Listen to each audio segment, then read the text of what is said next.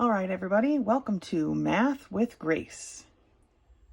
Today we're going to be working through Relations and Functions, Book 1207, Lessons 8 through 10.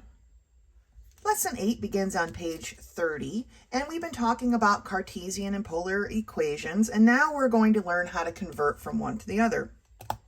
Cartesian equations may be converted to polar equations and conversely. The polar form is less complicated to solve and to graph, and the same conversion equations apply equally as to the points. So our x value is equal to r times the cosine of theta. I put the parentheses in. I'm not sure why they don't. And the y value is equal to r times the sine of theta. And remember, r being our hypotenuse. So study these examples. Convert x squared plus y squared equals 4 to a polar equation. So we replace the x with the cosine, with r times the cosine of theta, and y with r times the sine of theta, and therefore r cosine theta squared plus r sine theta squared equals 4. So they distribute because technically, remember, these are separate things. Okay, they distributed the square. So they have r squared times cosine squared of theta plus r squared times sine squared of theta equals 4. Then they pull out the r squared. Okay, cosine squared plus sine squared equals 1. So really it's just r squared equals 4 or r equals 2. So besides, let's not do all of this, okay? We can see how it works through. Let's not do all of that for every problem. Let's just jump from, we recognize that this is going to end up to be r squared equals whatever, and let's just jump to that equation. Let's just jump straight to that, okay? So r is equal to 2 in this form, and so the polar form is r equals 2. That's simple, all right? Now it says here, convert x equals 2 to polar form. So it says that x equals 2 is a vertical line. And so regardless of the value of y, x is always 2. So technically this is the line, the linear equation, right? Right here, the 0 times y. That's how we get rid of the 0. So we would replace x with r times the cosine of theta. And I don't know why we would replace the y because it really doesn't matter. But we end up with r cosine theta equals 2. Dividing both sides by the cosine of theta, we end up with r equals 2 over the cosine of theta. And remember that the secant of theta equals 1 over the cosine of theta, right? Because they're reciprocals. So r equals 2 times the secant of theta, and that's its polar form. Okay, so let's take a look at a couple of these problems together. So problem 8.1 on page 31 reads x squared plus y squared equals 16. That's very similar to this first example that we looked at. So we know that this is going to end up being r squared equals 16, or that r equals 4. Okay, and that is our polar equivalent, and that's it. That's all we have to write. Okay, now this one is going to end up a little bit differently, right? We have for number 2, x squared plus y squared plus 2y equals 0. Now, we know that this part here, x squared plus y squared, is equal to r squared, right? We've done that here in this example. We just did that here in this example or this problem. So we can just go ahead and change this to r squared right off the bat. We know that these two things, if we section them off, will become r squared. So now let's take a look at the rest. Plus 2 times y, well, y is r times the sine of theta, okay, equals 0. So now we know that there is an r in here, right, and there's one r in here. If we divide everything by r, okay, if we divided this whole thing by r and divide our 0 by r, we end up with r, okay, is plus 2 times the sine of theta equals 0. Now we need to subtract this 2 times the sine of theta from both sides. I don't know why I wrote it like that. Minus 2 times the sine of theta. And we get that r is equal to negative 2 times the sine of theta. Okay? And that's our answer. R is equal to negative 2 sine of theta. All right, let's take a look at one more. Let's take a look at number 8. For number 8, we have the quantity x squared plus y squared squared, okay, equals 4 times the quantity x squared minus y squared. Now, we know that x squared plus y squared equals r squared, right? So we have r squared squared, right, times 4 times the quantity x squared. Okay, remember x is r times the cosine of theta. So we have r times the cosine of theta squared minus, and I know I'm using a lot of parentheses, but I'm trying to keep these things separate here. Y is r times the sine of theta squared. Okay, 4 is being multiplied by all of that. I'm just going to keep going down the line here. R squared squared is r to the 4th power, right? And that's going to equal 4 times, if we distribute this square through, we have r squared cosine squared theta minus r squared sine of theta, sine squared of theta, sorry. And I didn't put the parentheses, but they go right there. Now, these two things have an r squared in common, so we're going to go ahead and pull that out. I'm just going to start down here. So we have r to the 4th is equal to 4r squared times cosine squared of theta minus the sine squared of theta.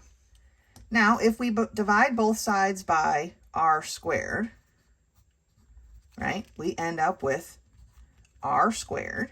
R to the 4th divided by r squared leaves me r squared. This side is canceled, right? Equals 4. Now, cosine squared minus sine squared, if we're on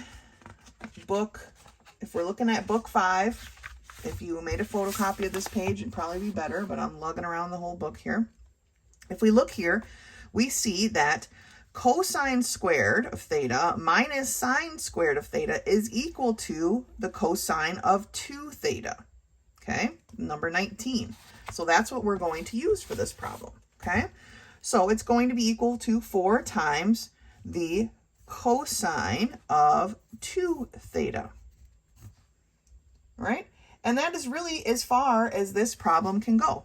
This is, we've converted. Okay, this is the polar equation.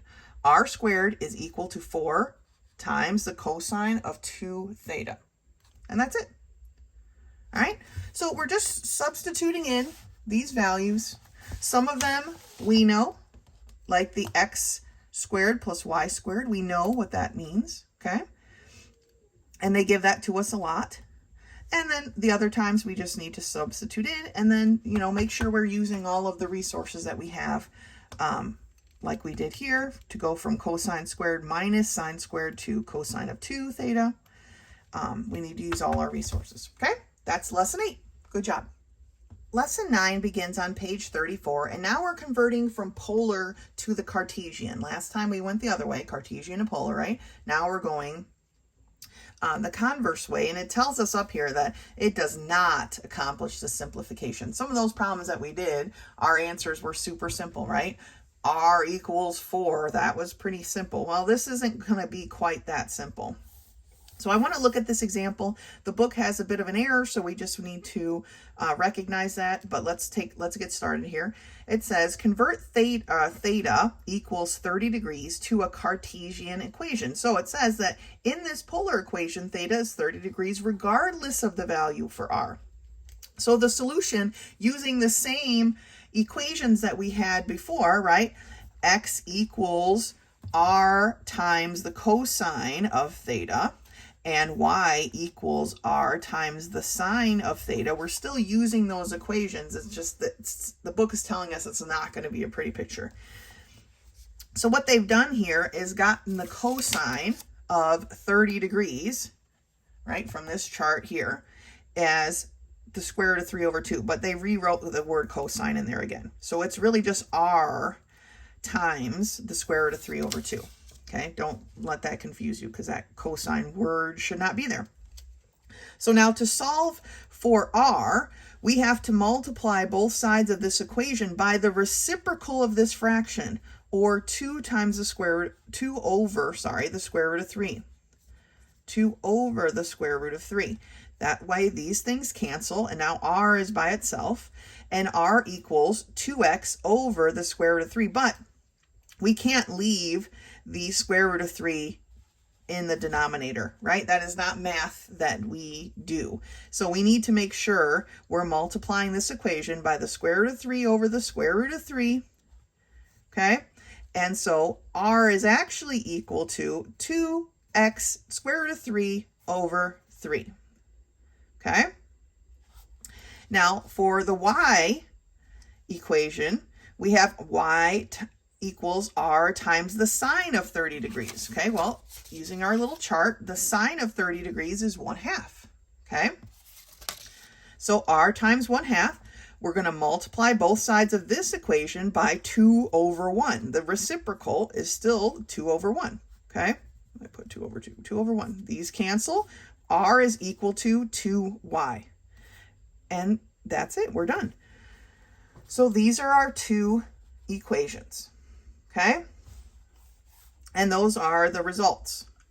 Now that we have these two results, we need to equate them, right? They're both r is equal to, and r is equal to, so through substitution, we can say that 2x square root of 3 over 3 is equal to 2y. And then solve for y, right? Because the Cartesian equation is the equation of a line in some form or the other. So now we're going to just multiply by the reciprocal of this, since this is already a fraction. The reciprocal of 2 is 1/2. Okay, and so y is equal to, my 2's cancel out here, and so y is equal to x times the square root of 3 over 3. Okay, I don't like how they wrote the x at the end here. It makes it look like it's part of the radical when it's not.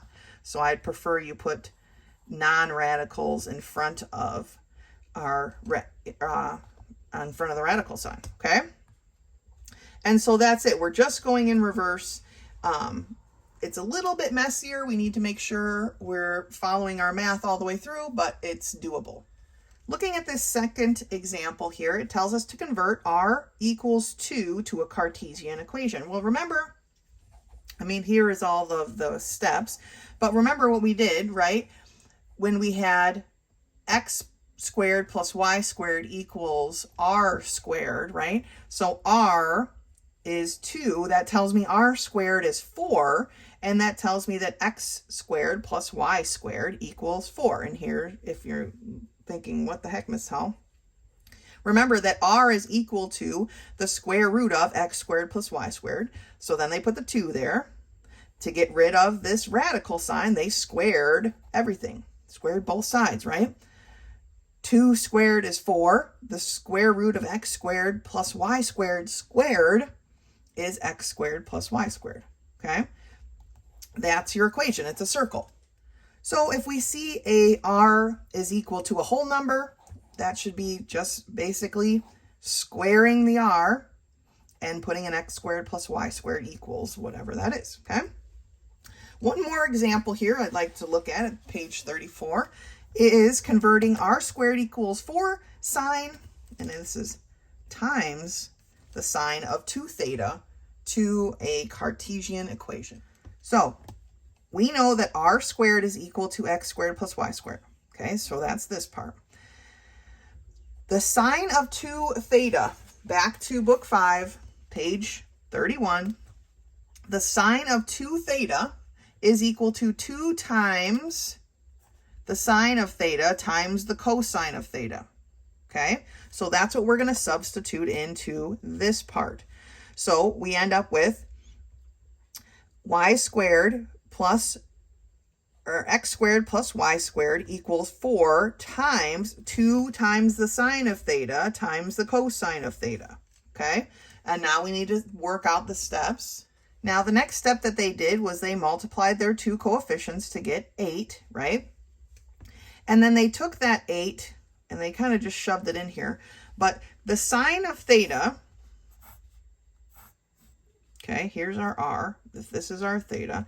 Sine is, and here's our coordinate plane, right? So the sine is the y over the x. Or sorry, y over the r. Opposite over hypotenuse, right? So that's where this y over r came from. The cosine is adjacent, or x, over r, and that's where this came from. Or, now this is where I draw my arrow. Excuse me, sorry about that. Now they've multiplied all the way across their numerator. So 8xy over r squared, okay? And we know that r squared is equal to x squared plus y squared. So they've just substituted that in right here. To get this x squared plus y squared out of the denominator, they multiplied both sides by x squared plus y squared. That's why they have x squared plus y squared, the quantity squared, equals 8xy. And that's what our equation is going to be. Okay?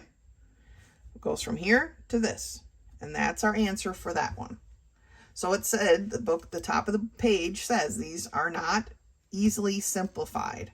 Okay? They're not going to be as clear as r equals 2. But we can get through it. Okay? So we need to remember, this was from, gosh, book 3 or something, that the sine, if we're just dealing with a random theta, is going to be equal to y over r, and the cosine of some random theta is going to be x over r. Okay? We need to remember those things. Let's take a look at some of these problems. You got to turn past the test that's in the middle. All right, let's take a look at number 1 on page 35. R squared equals 2 times the sine of 2 theta. This one's very similar to the example that we just did. We're going to substitute, let's see, r squared equals x squared plus y squared. I'm just going to write that at the top so we don't forget. So we're going to substitute our x squared plus y squared in for our r squared, and it's going to be equal to 2 times. Now remember, we said from book 5, number 18 here, that the sine of 2 theta is 2 times the sine of theta times the cosine of theta. So that's our substitution here. 2 times the sine of theta times the cosine of theta. All right? So we have x squared plus y squared is going to equal, let's multiply out our coefficients here, so 4. And I just said on the other page, right, that the sine of theta is equal to y over r, and the cosine of theta is equal to x over y, or sorry, x over r, not y, x over r. So it's going to be, the sine is y over r times the cosine, which is x over r.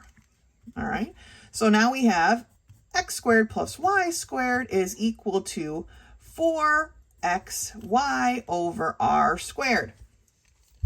Just like before, we substituted r squared with x squared y squared. We're going to do the same thing. So we have x squared plus y squared equals 4xy over x squared plus y squared. Multiply both sides by the x squared y squared to get rid of this denominator. And we end up with x, the quantity, x squared plus y squared, squared. Now you could distribute that squared, but it's unnecessary as per the example. And that is equal to 4xy. Okay? And there is your answer. Let's take a look at another one. The next one I'd like to look at is number 6. R equals 2 times the secant of theta. Okay? Well, we usually have been dealing with r squareds, but this time we have just an r. So how do we go about working with that? Well, it's slightly different, but not terribly different. So right now we're just going to stick with the r by itself. Let's just leave the r as it is. So r is equal to 2 times the secant of theta.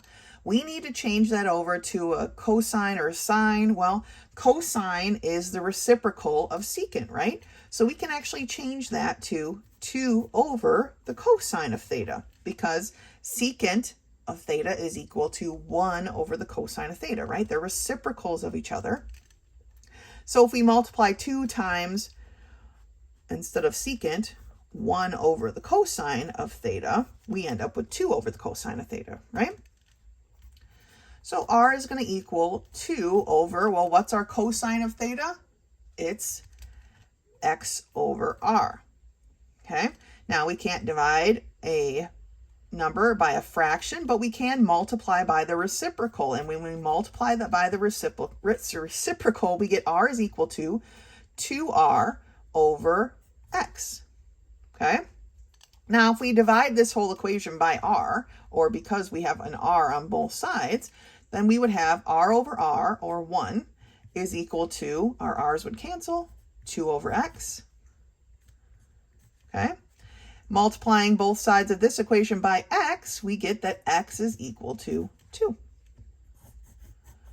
And that is our equation, right? That's our Cartesian equation. For every value of y, x is equal to 2. This is a straight vertical line, right? Is how that would be graphed.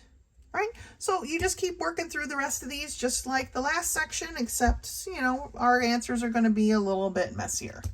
All right, that's lesson 9. Great job. Lesson 10 begins on page 38, and it's graphing polar equations. It says to sketch the graph, sketch of the solutions to a polar equation on the polar axis is called a polar graph. Some of these we're going to do, some of these we aren't going to do. While they are kind of cool, they are, I feel like, beyond the range of something we really need to study in depth today. So let's take a look at this first example. It says graph 4 equals 2. Well, it's a misprint. It should say r equals 2. And that tells us that for every value of r, every value of theta, r is equal to 2. So when r is 2, theta can be 0, and theta can be 30 degrees and 90 degrees and so on. And so it makes this circle, because we know that r is x squared plus y squared, right? So it's going to equal 4. 4 being the radius of our circle, we know that an r equals a whole number is the equation of a circle. So we go and we graph, and we've got 0.2 all the way around no matter what. All right, simple enough. Now, it says here, graph theta equals 120. Well, that tells me for every value of r, theta is 120 degrees. This is a line. This is a line at 120 degrees. So we're going to go to our polar graph here, find our 120 degree mark, and make a line. No problem. Now let's take a look at the example here at the bottom of page 38. They want us to graph r equals 2 times the sine of theta. All right.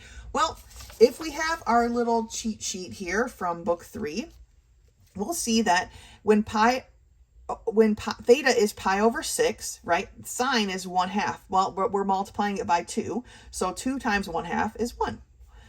When, let's see, it goes to pi over 3. When theta is pi over 3, sine is the square root of 3 over 2, but we're multiplying that by 2, so we get the square root of 3. So that's how they went through this, okay? You're going to have to, on some of these problems, make these adjustments when we have a number times the sine or times the cosine, and they made this separate little chart here, and then they were able to plot some of the main points here, here, here, here, and here, right? These points. They can plot these main points and draw the appropriate line or circle in this case, okay? This is something we can handle. Now on page 39, it goes into quite the in-depth explanation for graphing the r equals the cosine of 2 theta. Now this is different than 2 times the cosine of theta. This is the cosine of 2 theta. Remember, it's got a larger amplitude. So they graphed it in sections here and then put all those sections together and got this beautiful image, which is very pretty. These are the things that we aren't going to, I'm not going to go through it. You can read this if you'd like, and then you can graph these beautiful things, but we're not going to go through it together as a section. We're going to stick to these basic graphs, and I feel like that's enough for what we're trying to accomplish here in this class. All right, let's turn the page and do some of these. Taking a look here at page 40 and 41, you'll see that we have some graphing to do. I just want to take a quick look because then we'll flip to the graph paper that's at the end of our book here, and we'll do some of these.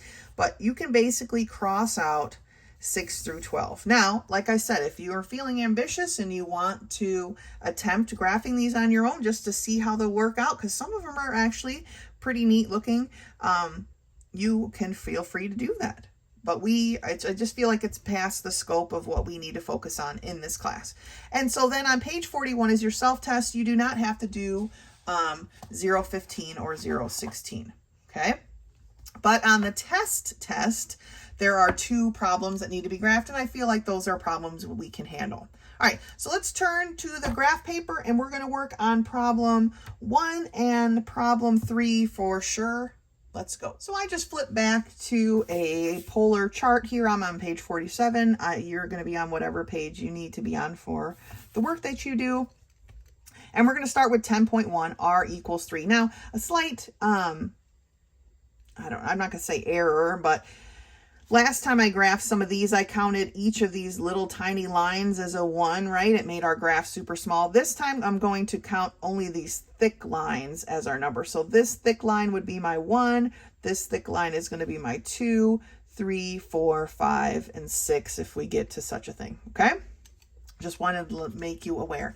So number 10.1 is r equals 3. Well, we know that r squared is equal to x squared plus y squared, right? So if we square this r, we get x squared plus y squared is equal to 3 squared, right? Or 9, okay? So 9 is the radius of our circle. But that tells me that for every value of theta, r is equal to 3. That is what they're giving us. So when my theta is 0 degrees, right, my r is 3. 1, 2, 3. When it's 45 degrees, my r is 3. When it's 90, when it's 135, when it's 180, all of these values are 3. And my circle is going to be shite compared to what's here, but that's okay. And boom, okay? We've graphed 10.1, r is equal to 3. That's simple, all right? Now let's take a look at 10.3. I'm just going to graph it on this same section, and that tells me that theta is equal to 210 degrees. So that tells me that for every value of r, theta is equal to 210 degrees. Starting at 0, we're going to swoop around till we get to 210 degrees. Grab our straight edge, okay, and line her up here. I'm going to go slightly past the graph because that's how I like to do it. And this one forms a line. Now, the book, each example, they changed it over to Cartesian formula, right? But that's not what they're asking for. They just want us to graph it. And so if that's all they're asking for, that we know for every value of r, whether it's 1, 2, 3, 4, 5, 6, right? All of them are 210 degrees, and that is what this looks like. Okay, it's just this straight line. All right, so go ahead and work through a couple of those other problems on your own. Remember, you don't have to do 6 through whatever it was, 12. Just let's focus on the ones that are geared more towards what we're trying to learn here. But that's it for this book and this section. Of course, as always, if questions come up, please do not hesitate to contact me. Otherwise, until next time.